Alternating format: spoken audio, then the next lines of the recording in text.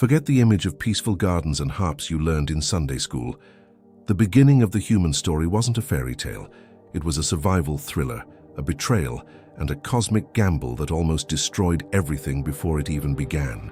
In this universal courtroom, a verdict was delivered. The guilty party, humanity. The sentence, death. But in the midst of the chaos of Genesis, there is a hidden code, a whispered promise that spans millennia and explains why the world today is so broken and why there's still a way out. In the next 10 minutes, you won't just hear the story of creation.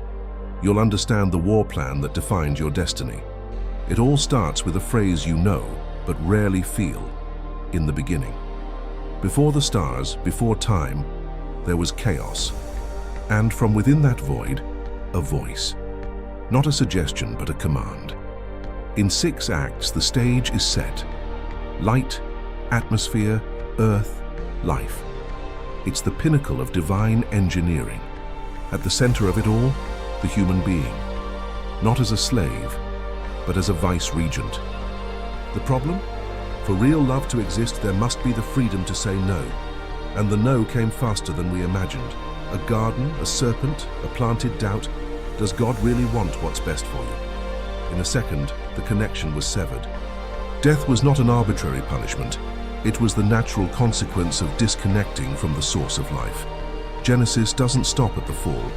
It shows the domino effect. The first brother kills the second. Violence becomes the official language of the earth. We reached the point where humanity became so toxic that a reset became necessary.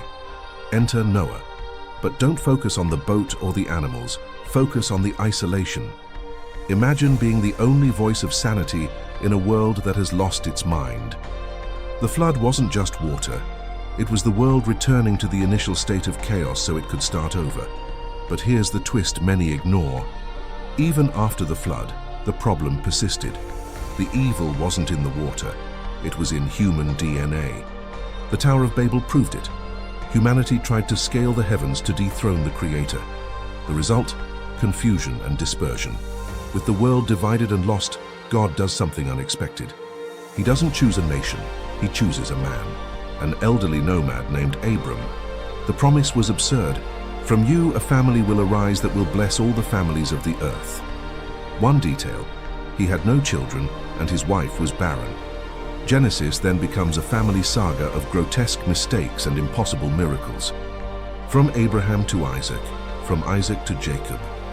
We see betrayal between brothers, lies, and wrestling with angels.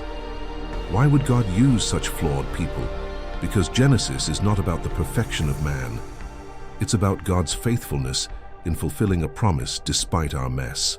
Everything converges on Joseph, sold as a slave by his own brothers, left for dead, forgotten in an Egyptian prison. He had every reason to seek revenge, but what he says at the end of Genesis is the master key to the entire Bible.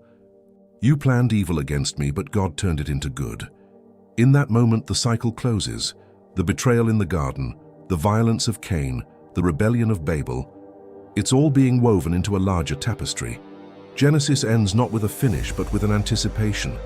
God's people are in Egypt, protected but waiting. Waiting for what? For the descendant who would one day crush the serpent's head for good. Genesis answers the 3 questions that keep you up at night. Where did we come from?